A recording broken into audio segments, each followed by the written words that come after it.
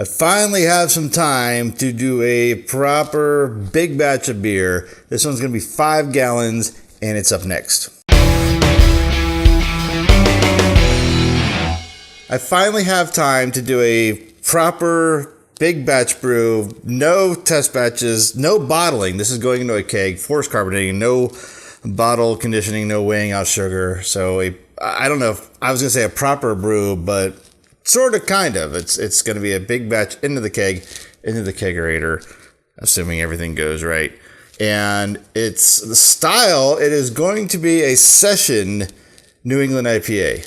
And yes, another IPA. That's how I started this channel.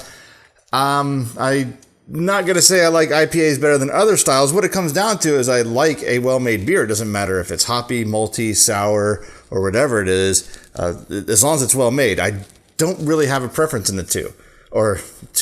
I listed 7 things there. What it comes down to is I'm making this beer for an event that we're having on our podcast network. It's crossover with a couple other shows, and we're playing a big game. Should be a lot of fun. It'd be nice to have some kind of session beer to drink so we don't get too drunk as we play, maybe after we're done. And with so many people, I wanted to pick a style that is going to, I know that everybody will drink. Maybe they don't like it, might not be their favorite. And I know for a fact, I've had an IPA with everybody involved on this. So that's the reason I'm going with this. I am going to have a little fun with this in that none of the hops are going to be added during the boil. There'll be hops in it while it's boiling. And that's because of where I'm putting them. In fact, I can get to it. It's not really a big surprise. But I'm not going to add any during the entire hour boil. I'm going to add a very small amount, really small amount at the very beginning at first wort, which I'll point out exactly what happens and what we're doing when we get there. And then I'm going to steep, I think 3 ounces, a lot of hops at the very end. And then the big hop flavor, as you probably know from a New England IPA, is going to be, I think I have 4 ounces. I have 4 ounces, which is more than all the hops put together while brewing as a dry hop later, which is another thing we'll get to. So it's actually the night before because I have an incredibly busy day tomorrow. So I'm going to go ahead and weigh out my grains and actually get my minerals together as well. So let's get to that right now. So I'm going to start off my prep work tonight with getting the mineral additions for my water together because I am using reverse osmosis water again because I did show in a previous video, if you're watching all these as they're released, I did show that I got my replacement reagents to test my water, but one of them literally was expiring the next day that I got it. Like we're talking like, I guess technically 12 hours from when I got it. So I wrote the manufacturer. They actually sent a replacement that I got 2 or 3 days ago, but I haven't tested my water. I'm going to between now and the next brew, but until then, I'm using reverse osmosis water again, and I'll show you what I'm going to add. I'm not going to go ahead and weigh it out. You know how a scale works, but I'll just talk about what we're adding. So since I'm working from a zero baseline, I have to add a few things. I'm going to add gypsum, as you can see, and this is a bag in a bag because you can see how powdery this is, and it has kind of not completely dumped out, obviously, because it's full, but some is spilled, and it gets out of hand real quick, so I don't want to do that anymore. So gypsum, that is, we're going to add 4.4 grams. Table salt.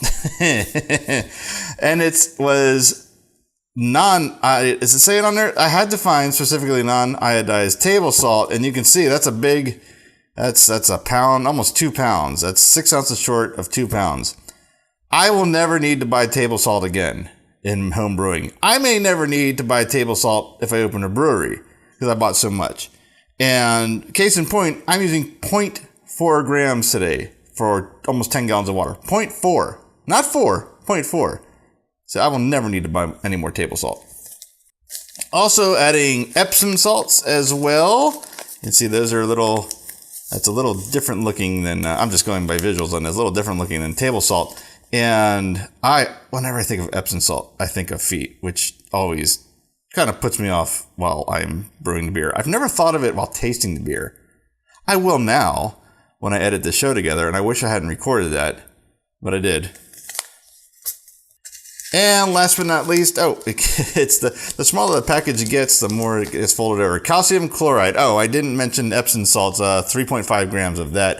This is going to be 2.8 grams of calcium chloride. And I'm going to bring the mineral additions to the water, bring the entire water up to what I need the water profile according to calculations. I didn't calculate these. I used Beersmith for this calculation for it's going to be about a 5 SRM. It's going to be a light colored beer. It's going to be in the yellow spectrum and obviously going to be very hoppy. So for a yellow hoppy beer, these additions should get my water to complement everything that's going on there and keep the pH in line, which we will check during mash, but this will give me a better start than just using reverse osmosis water or reverse osmosis water. I just say distilled water. It's on the label at the start, that's just a bad idea in itself anyway.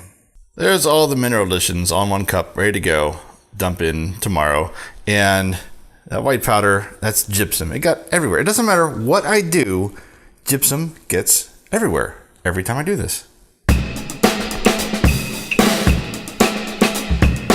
Got a little heftier grain bill than the recent 1 gallon batches. Obviously, I think that kind of goes without saying. You need more grains. So I think the biggest one I have is the base malt. In fact, let's see. I've never done this before. Let's see if I can try.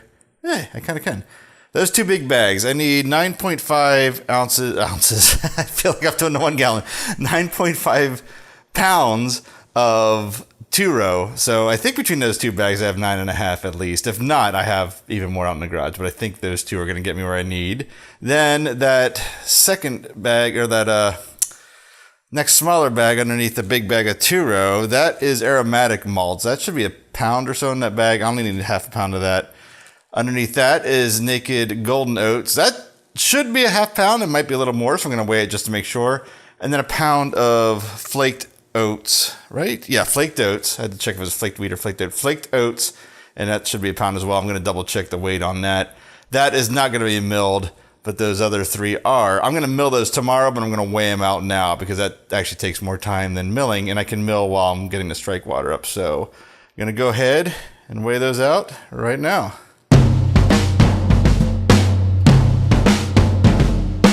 Everything is weighed out and ready to go. There is the 9.5 pounds of 2-row along with the 8 ounces of aromatic malt.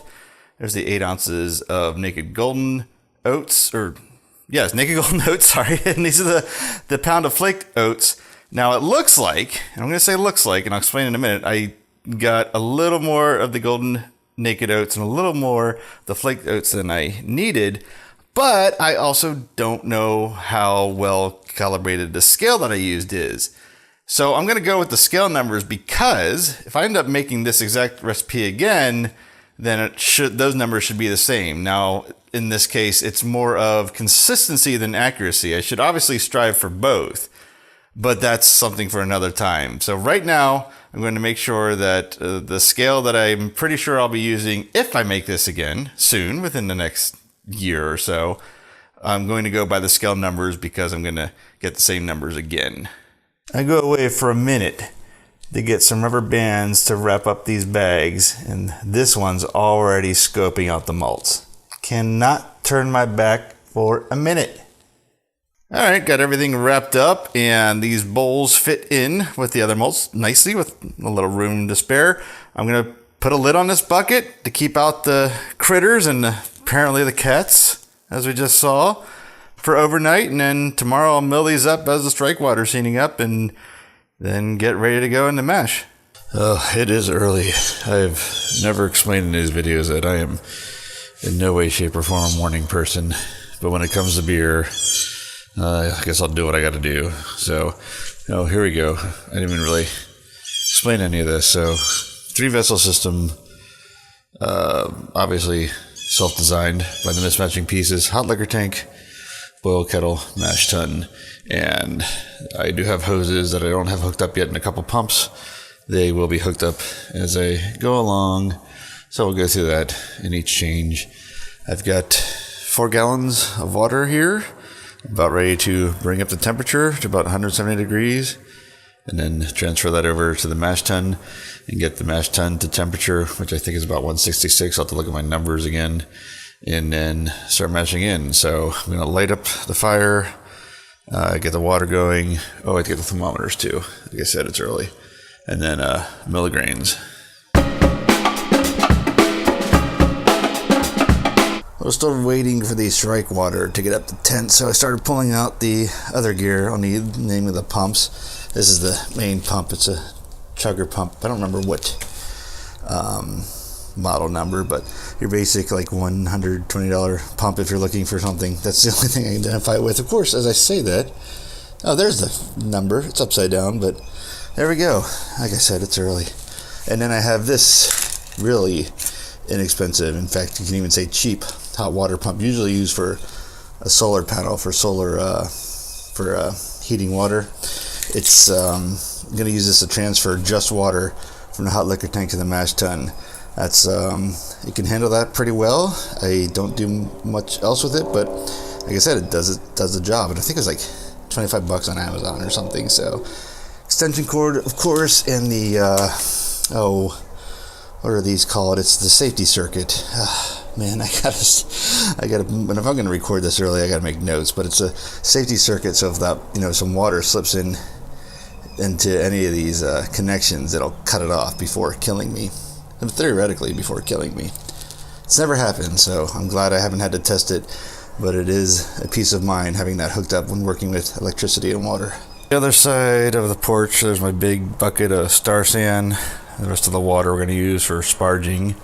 And the the hoses for said pumps waiting. I'm going to throw these in there. They don't need to be sanitized yet. They will after the boil, but they don't for the strike water and the mash. But it does get, they've been sitting in the garage. Probably have some dust and whatnot on them. That'll give them a good rinse off and kill any weird things in there before they get into the boil, I guess, is the idea. Again, more peace of mind. Better overclean than underclean. That's for learned that a long time ago. Well, I went ahead and get the first hose transfer set up since I'm still waiting for the strike water. It's a little cool this morning, so it's probably going to take a little longer than planned.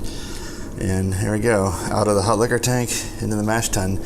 You can see, obviously, I didn't point this out before, it's just an old table tray or TV tray. I'm not sure what you call these that that's on. I want something more permanent, but without getting into too much detail for what could probably be a future set of videos, I'm going to be upgrading a lot of this. Namely, that's going to become the hot liquor tank. I'm thinking of a SS Brew Tank infusion mash tun, and then that'll just go out to scrap or maybe on Let Go or something. And then a new boil kettle, of course. This is all up in the air because we also might be getting solar power, and if we do, with us being in Central Florida, there's a really good chance of us overproducing power, so I might switch to electricity, and I can also have the opportunity then to rewire a 240 outlet, maybe a couple 240s out here, and then build a shed in that corner if you're curious to keep everything. Have a super, like a structured shed with locks and maybe an alarm, because there's going to be some expensive stuff in there, not one of those flimsy metal sheds. But if we don't, then I want to rebuild this entire wreck into one thing, put a shed out there again, and and do those upgrades I talked about. So yeah, this is all kind of in a holding pattern until I see what way I'm going to upgrade. It's going to happen. I just don't know what direction yet. But until then, I will keep working on All Faithful, which of course, that's his name. It has not let me down yet, and I have no reason to believe it's going to let me down today. How this tank is not out of gas yet is beyond me. I'm not sure what order I'm releasing everything, but there's been at least 2 episodes, maybe 3, where I said I'm going to run out of gas on this tank, and it's still going. But I'm getting a lot of orange tips, so the pressure's starting to die. There's more oxygen being burned than propane, so I can probably switch the tank now before it's in the middle of doing something important. But I don't know, the other side. Can I get the angle? Yeah, maybe you can see it through. Oh, there we go. Other side, not so bad. I think I can get this up to strike temperature and run this tank dry, so I don't know. I might try it. Still waiting for the strike water to come to temperature. It should be soon, but I ran through my recipes, my checklist, everything to get started to the actual brewing, and something on there made me think that I need to make a correction from last night's recordings. I'm not sure till I go back and look at them, but I'm pretty sure I said when I was adding those 3 ounces of hops that I was going to be at a flame out and not dropping the temperature. Well, that was wrong. I should have had my notes in front of me, because I am absolutely dropping the temperature to 180. So it is a hop stand or steep. I don't know that there's going to be any need to raise the temperature back up as I'm doing it. I don't know how much temperature loss I'll have over 30 minutes. But yeah, that was that was definitely wrong. So there's a correction to that, if that happened. If not, this video will not be seen. And one more addition while we wait, assuming the other video played. You probably hear my voice has been kind of low and not my usual tone volume, because it's still really early and I have neighbors in every direction, so I'm trying not to. I don't think my voice would carry and go through their walls, but kind of the self-conscious part of me is keeping my voice low until about 9 o'clock, and then it should get back up to regular volume. We'll see. We are there, so let me kill the gas here. In fact, while I'm at it, let me see. There's still, oops, sorry. There's still something in there, so I don't know. I guess I'll use it for the sparge water too a little bit, but I'm going to open the valves up because this is not a self-priming pump. Get that one open and fire up the pump. And, oh, we do already. Should get some water here. So once this is all transferred, I'm going to mix this water around until it reaches about 166. 166.3 is what the calculator says I need it at, but 166 is the goal. And then I will dough in, stir it up, and get the rest going for an hour.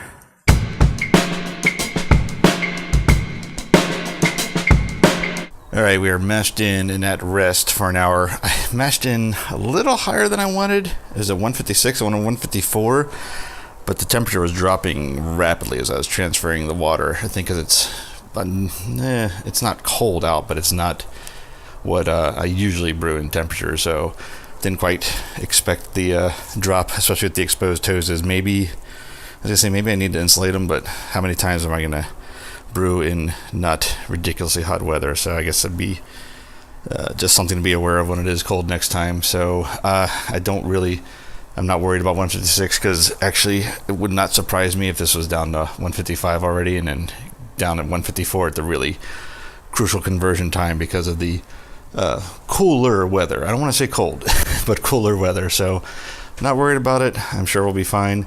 I'm going to measure the pH here shortly, and I'm also going to get the sparge water in. Not going to heat it up yet because I'm going to run to the store and get some ice for chilling later, but when I get back, I'll fire it up and get the sparge water up to temperature.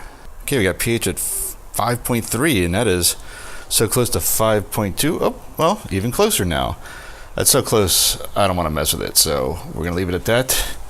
Just about got the water. Well, that's a lovely shot. Oh, actually, you can see it better now. Hey, nice reflection of the ceiling. But almost got the water put in. I'm going to probably give the mash a stir before I go, get some ice, come back, and continue.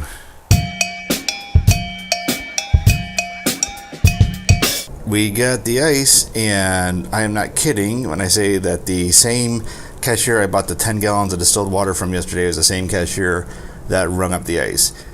I'm gonna guess that guy thinks I have no running water in my house at all. This is just in case that guy's watching.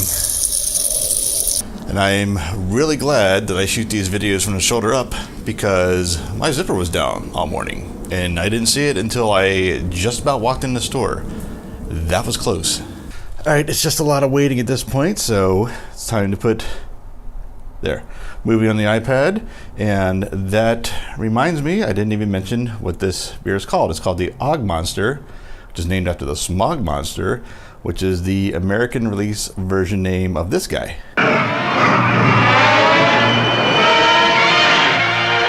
Okay, it's been an hour and the mash temperature dropped to just a little over 152, which is kind of what I expected. I usually lose about 3 degrees, but with the chilly start today, that kind of makes sense, but I'm happy with that. So I am going to now Vorloff. I almost have the pumps hooked up. I need to get one more hose, or else that's going to be pretty messy. I should probably put this down and do that.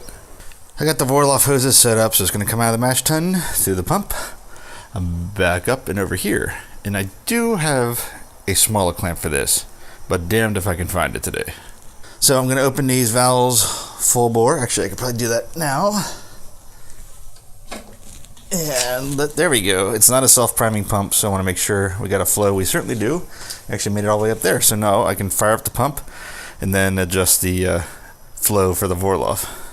That's about the rate I like. It's a little light, but I had a little trouble dialing in the speed, so I'm going to leave it at that for about 10 minutes. You can hear the pump. I think it's kind of on its last legs. I've had this for years, and I'm sure, I know I fired it up in the past dry, not knowing how to prime a pump, so I think it's definitely, I got my the lifespan out of it I could. I'm going to keep running it till it dies, but if you can hear that, I have to probably lean in with the mic. It don't sound so great. I did drop some oil in it, so oh well. But anyway, I would let this go for 10 minutes. I usually open it up full blast the first 30 seconds and make sure those husks come out, because I hadn't done that in the past, and then they blow out into the kettle. But we should be good now, so I'll let this go for 10 minutes to get all those particulates out, and then transfer over these batch sparge water. If you're following closely, like I'm sure you were, you of course knew I meant to say transfer this wort, the first runnings, into the boil kettle, not transfer the sparge water in first. Of course, this has to be empty. So I have the hoses all hooked up for that, and gonna open up the valves, start the pump, and get that transferred over.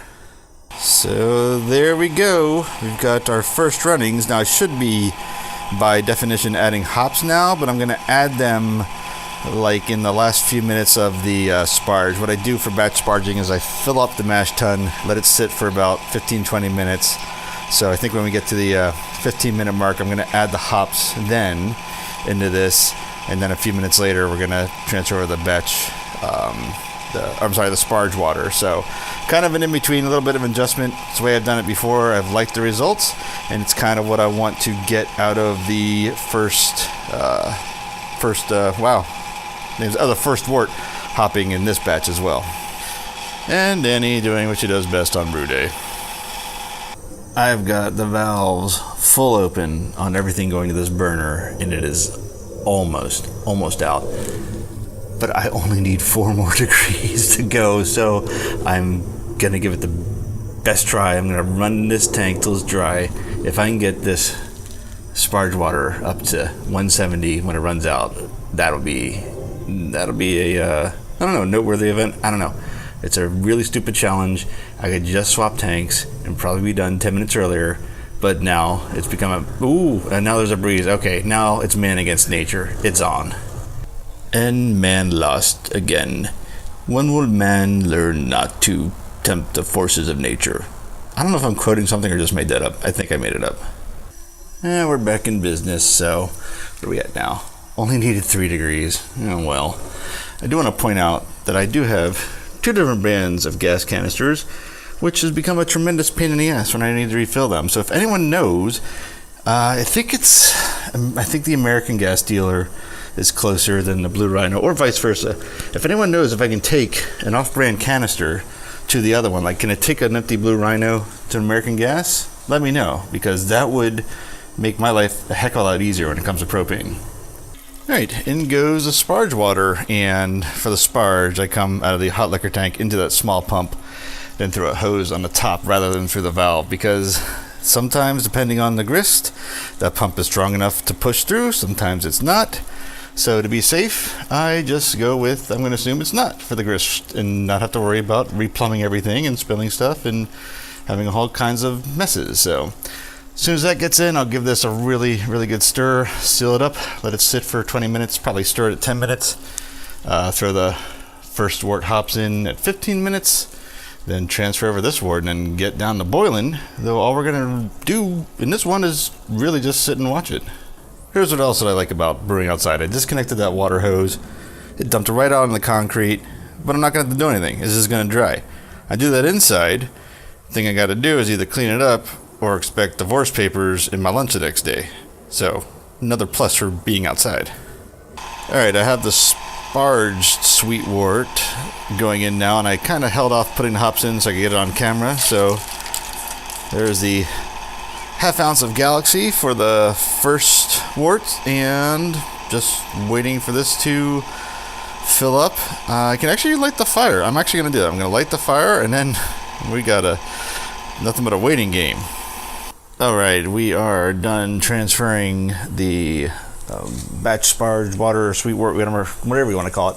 Just over 8 gallons, which is right where I wanted it, because I want to put 6 gallons in the fermenter, because we're going to put 4 ounces of dry hops in this after high Krausen, so the fermenter loss is going to be high. That's what I calculated for. With the 1 hour boil, we're going to have about anywhere between 6.5 to 6 3/4 gallons.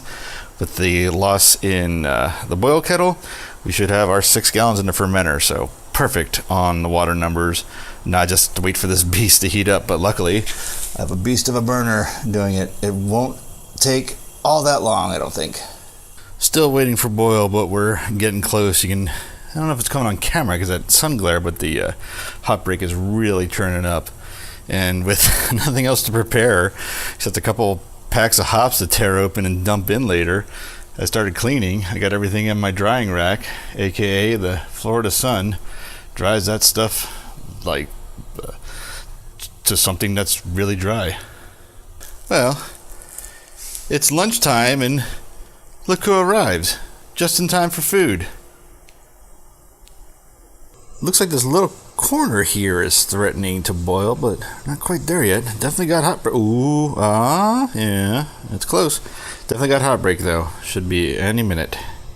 Oh, here we go. We're boiling. I'm gonna give it just another minute or so to see where that heart break goes. Actually, as I'm saying that, it looks like it's kind of dying down now. It was really starting to build up when I got the camera ready. So yeah, I think we're gonna actually start the timer now, which I can do here on camera if I had it ready. Luckily I can edit in the future. So here we go. Oh, now I can't see where the button is. There we go. 1 hour. And then not much to do till 10 minutes before, when we drop the Hydra in there to sanitize it. Well, now that I'm waiting out the boil and it's past noon, I opened up another one of those bottles of that pills I made, the warm pills, and I just wiped off the glass. I was trying to show that it is much clearer than it was the first time, but now that the condensation's on there, it's hard to tell.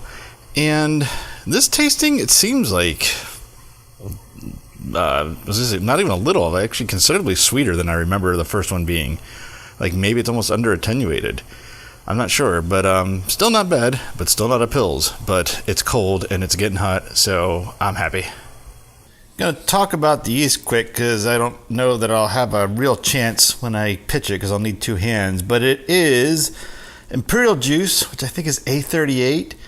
And again, I think I described in the opening of this, I'm trying to make like a crowd pleaser IPA. I know everyone that's going to have this will drink an IPA. Trying to give some more, I don't want to say complexity, but more to like about it. And this juice yeast really does, I think, add a really nice citrusy orange flavor. In fact, I find that the yeast right out of the pack has almost an artificial orange smell to it. The artificial part of it doesn't usually carry over for beers I make, but that orange taste always has come through. So I'm kind of hoping to add that to it too, so it's more appealing to more people. I'm trying to get a shot of the yeast cake. Can't really see it. It's pretty decent sized yeast cake. This pack of juice, I had a full pack. This isn't propagated from my yeast bank. I had a full pack, but it was, let's see, it's March 31st today, and it was made on December 12th, I think, 11th or 12th, or is it December? Early December. I might be saying 12 because of the whole December being 12th month, but it was early mid-December, and there was still healthy yeast in there. The guesstimation calculation through Brewer's Friend was 50 million healthy yeast cells.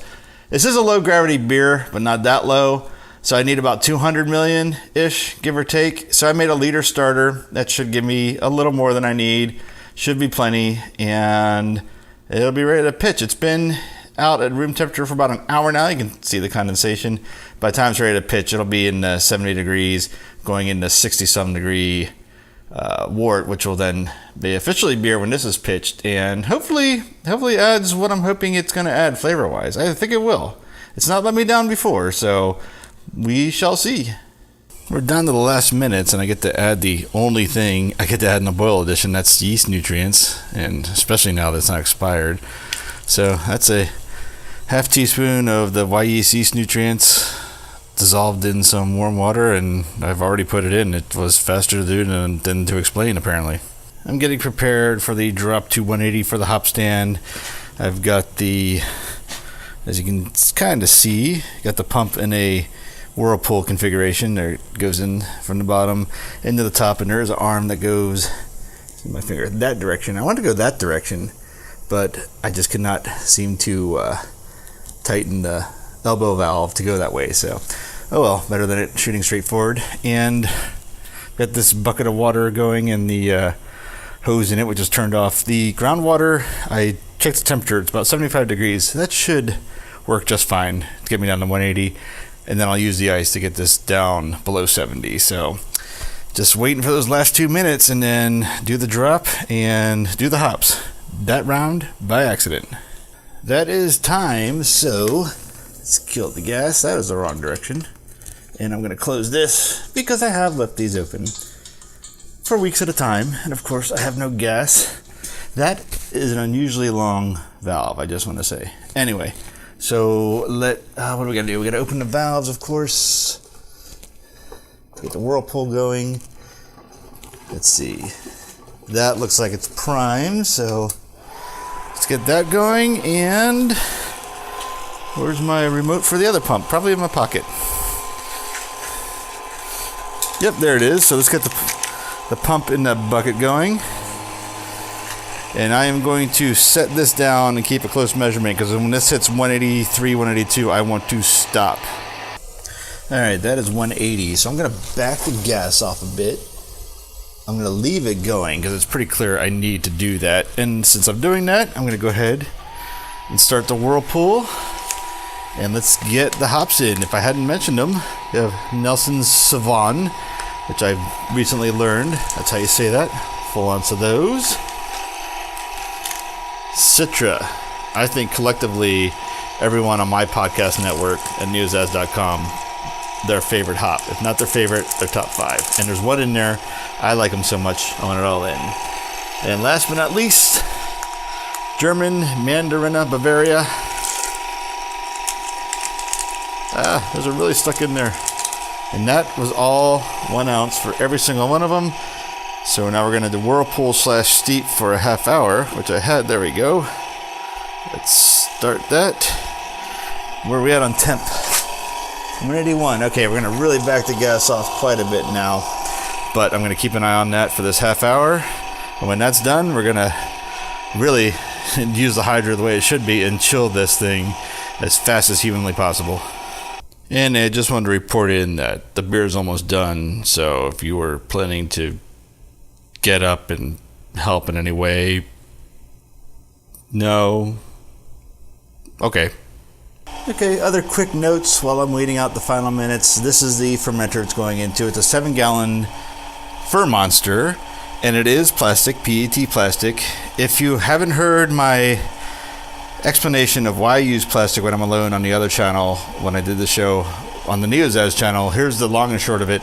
When I'm home alone, I always use plastic, because the potential of getting injured with this amount of weight and liquid and glass, if this were glass, is, for me, too risky, and help is too far away. So maybe there'll be some oxygen permeability, maybe a little off flavors as the beer ages out. But if I drop this, I'm not bleeding out on the floor. I know that sounds extreme, but for me, that is maybe it's a phobia, maybe it's a fear, maybe I've done too many stupid things in my life where I've had to go to the ER. That's why I use plastic when I'm home alone, exclusively. And I am home alone today. That kind of explains that. So that's my soapbox. Let me get down now. That's actually me bending my knees and it really hurts, so I'm going to cut this off now. Hopefully you're hearing me over all the noise, but this is one of my favorite parts of using the Hydra and the ice water, is watching those numbers just drop like a stone. I mean, it's been... I turned on the pump, turned on the water, got the phone out of my pocket and started video, and it was 181 because I had the flame on. Whoops, sorry. And now it's, look at that. As I've been talking, it's 133. I'll wait for 132. There we go. It just, this Hydra is absolutely amazing. I can't recommend it enough. Okay, so the long-touted fermentation control in this episode. So I'm using the brew jacket on this one. And as you can see, temperature is still adjusting. It's actually set, I think, 68. Yep, 68. Let me put it back. What does it say currently? It says 70 something. But that is not correct. As you can see, it's still adjusting. The probe was out in the garage, and the garage is like 90 degrees. So in a minute or two, that'll level out. But what we got, best I can show you, it is a gigantic heatsink. If you've ever worked with a computer processor, you know what that is. It's also used in other electronics as well. And you can't see it well here, and you can't really see it inside. No, you really can't see it inside. There's a long rod that goes almost to the bottom of the fermenter, and this heatsink is going to draw heat out and keep it at temperature. And you can see it's still adjusting, so it hasn't turned on yet. When it rises a half degree above, when it says 68.5, the heatsink will kick in, draw the heat out, keep it at 68. This is an ale IPA, obviously, an impale ale. So 68 is about all we need. The temperature range for juice, I believe it's 64 to 70, 74? I think that's right, or 72.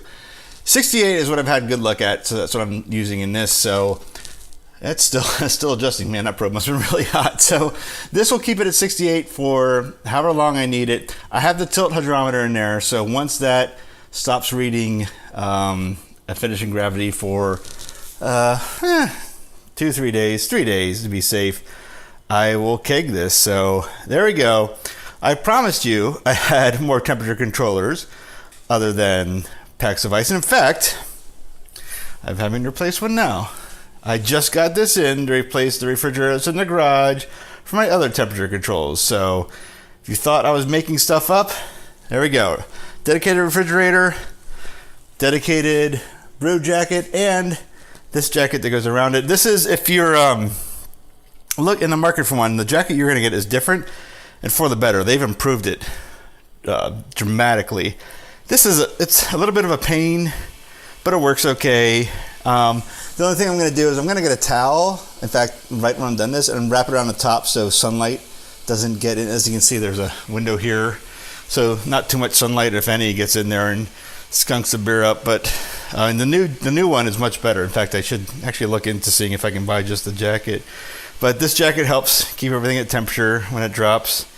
I like this thing. If you live in a climate like Florida, where it just always sucks, where the humidity is almost debilitating, I don't know why people come in here and say, "Oh, the weather's so nice in Florida." It's not. It sucks. 11 months out of the year, the weather here sucks. I mean, I don't know why anyone would live here. So if you're in a climate like Florida and you need something that can cope with that without buying a whole refrigerator that you have to take apart and build into some kind of fermentation chamber, this costs about as much as, well, that did, but it's a lot smaller profile, easy to use, and it works really cool. So that's it. So now we're just waiting for this to ferment out. Actually, we'll have to do a dry hop in there somewhere, so that'll probably be what's in the next video. So for dry hopping, I was really hoping to get a video of the dry hop, or at least when I did the dry hop, but when the time came to do it, I absolutely needed both hands, no question about that, and I wanted to go as fast as I possibly could because I was opening up the fermenter and exposing it to the air, and I wanted to kind of let as little of the CO2 out of that fermenter escape and as little O2 oxygen get in as I could. So instead of filming that and talking through everything that was going on and extending the entire process more than it needed to be, I decided to just go ahead and do the dry hop and talk about it now, which is exactly what I'm going to do. So first off, let's talk about what the dry hop was, because I never mentioned what was going in. I did mention at one point that there was going to be 4 ounces of hops in the dry hop, but I never actually said what that consisted of. So the 4 ounces of dry hops that were put into this beer were 1 ounce of Mandarin of Bavaria, 1 ounce of Citra, 1 ounce of Nelson Sauvin, and it was going to be 1 ounce of Galaxy, but I was out of Galaxy hops. My local homebrew shop was out of Galaxy hops, and I didn't want to make an online order of like $3 worth of hops, if that, and add the $8 of shipping to get it here. So I decided to go with Amarillo, which the shop did have on hand, and Amarillo is not far in profile from Galaxy. It's a little different, but I have used Amarillo before, and I have used it in dry hop before, and I'm pretty confident it's going to give me what I was hoping to get out of Galaxy, just maybe in a little different way with a little slight difference in it. But I'm pretty confident it's going to help the overall beer the way I think Galaxy was going to. So those are the 4 ounces of hops. Now, what I did to dry hop, since that is a ton of material, like the vegetal matter that was going to break apart going into that fermenter, I sterilized 2 hop bags, 2 muslin bags, and about a dozen marbles. And I put 6 marbles in each bag, along with 2 ounces of hops in one bag, 2 ounces in another, so they'd sink to the bottom, and kind of all the initial materials would kind of already be there, and then when we cold crashed, they definitely followed the bottom and have as little of the kind of the big pieces come out. Obviously, we're going for a hazy IPA here, so we want some of that material in there, but we want the stuff we can't like pinpoint with our fingers, saying there's a piece, there's a piece, there's a piece. So that's the idea. We'll see what happens. So I was actually done with about, let's say, 7 days before kegging, 4 days before cold crashing, because I cold crashed for 3 days. So 4 days at fermentation temperature, 3 days at cold crashing, and then racked everything right off of it. I didn't take those hop bags out until all was said and done. And yeah, that was the dry hop. I have never shot a draft pour for this series, so here we go. This is a first experiment with camera position. This will probably change in the future, but for the first one, let's see what we got. Hopefully that came out okay on camera. I'm trying to look through. Well, let's go taste it. That's really what's important, but actually it's not a bad shot, if I do say so myself. It is tasting time for the Og Monster, and well, first, I have a couple things to say. First, let's say we got the haziness. So we got the name inspiration. It's foggy, it's smoggy. It is definitely hazy. I don't know if I was expecting more or less, but I like what I see. I like the color too, the gold color. I really don't like film. I'm starting to, for several reasons, not liking filming these on my phone. And the number one reason right now is that this lens on when I do these tastings does not pick up the true color of this beer. It's been really disappointing, but it looks better in real life than it does on this camera. But it's what I got to work with right now. So the other thing, just pouring that beer, man, with the hops, like right out of the tap. I didn't even get it anywhere near my nose and I smelled the hops. So it's definitely got the hoppy character we're looking for. So the heads actually, I walked over here, set up the camera, plugged in the mic, and the head's still holding on. It's been a long time, a lot longer than it's been on camera. So that's a positive too. So let's get to the aroma here. Yeah, it is. It is hoppy, like a good hoppy too, man. A lot of citrus. There's like a little bit of sweet sour orange coming off of that, and that's probably from the Mandarin and Bavaria hops, from what I understand. And the citrus is not helping or hurting that either. Actually, neither is the Amarillo. Adding that Amarillo is probably really pulling out that orange flavor. The aroma. Little earthy, just a touch of floral at the end of that. Once you get the orange off your, you pick out the orange. There's a little bit of floral in there. Really, that really smells good. I'm really happy about the aroma. So, all right.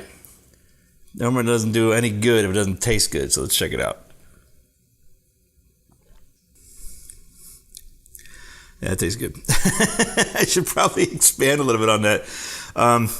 Let's go into mouthfeel first. It's got a really nice warm mouthfeel, just a little warm from the alcohol. Now, the alcohol is a little higher than I wanted. It came out 5.2. I wanted an under 5 for a session hazy IPA, but 5.2. It's still crushable. You can drink a few of these and be okay. And for the purpose of them, we're gonna drink them during a game show. It'll make the game more fun, but we won't get sloppy while we're playing. The carbonation is really it's nice actually. It's not too much. It's not prickly like I learned in another episode at all. Actually, it's quite gives a little bit of a creaminess to it without like that cream slick feeling you might get usually an aftertaste. It makes it a little smooth, but very noticeable as well. But let's get to some more tasting descriptors there. The bitterness is so nice. There was always my 60-minute bittering additions have kind of burned me lately, but in this one, this was more than 60 minutes. This was first runnings. Somewhere in there is the right answer. I think I'm missing it, but you just saw the videos. So it was actually longer than 90 minutes. I was a little worried about it. It just works so well without everything else that's going on in this beer. And the hoppiness, obviously, you can't avoid the hoppiness in this, but there is a nice amount of citrus flavor to it, predominantly orange. Like I said, a little bit of a sweet orange, just a slightly little sourish tart along with it, but not that is not a predominant flavor at all. It's just kind of a compliment to that the overall citrus and a little bit of sweetness that comes to it. Not getting a lot of malt sweetness. In fact, I'm not getting a lot of malt character at all. And I think the malt is hiding under the all those hops, but I think it's there enough to keep it from being like just tasting like a big glass of hop tea or hop beer. I think I was very lucky in that it's kind of carrying the hops without overwhelming them at all and keeping the hops at bay to be like just this pleasant flavor that I'm getting out of this. So I'll taste it one more time, see if I get anything more specific out of it. I do get a little earthy, almost grassiness, almost grassiness. It's bordering on grassy on the finish, on the very, very end of the finish. And that might be the fact that this is so young. I think in another week or two, there's really anything that is a super strong general hop flavor. Like if you've brewed or had a very fresh IPA, you know there's just like an underlying flavor to almost every hop that you can pick out in IPA. That is in this as well. I think that's going to subdue in another week or two, maybe a better part of a month, and just leave behind some even better flavors. But right now, I have zero complaints about this. And that actually is somewhat of a relief for how many people are going to be trying this beer. So speaking of that, I am going to have to bottle some of these up. And because some of the people on this game show, this podcast that we're doing are in other states. So I'm going to bottle about half of this keg overall. While I'm bottling, I'm going to make some bottles for some friends that I want an opinion on, especially now that I tasted it. I already planned to. Excuse me. Obviously, the carbonation is there. I'm going to bottle it for some friends that I want their opinion on, as like I was saying, especially now that I've tasted it and I'm quite pleased by it. So I'm not going to film that because this video is probably already quite long, but I may do that in the future. But that's it, man. I am pleased, very pleased, and I'm going to finish this, and I might pour myself another full pint before the night's over. So that's it for this episode. Thank you for watching. If you haven't already, please subscribe, hit that alarm button so you know when the future episodes are released, and visit bigmonsterbrewing.com for the full recipe as well. I've been posting those on the blog posts that go along with these videos. I put my arm down and picked up a piece of plastic. Okay, with that, that's it. So thank you again for watching, and I'll see you in the next episode.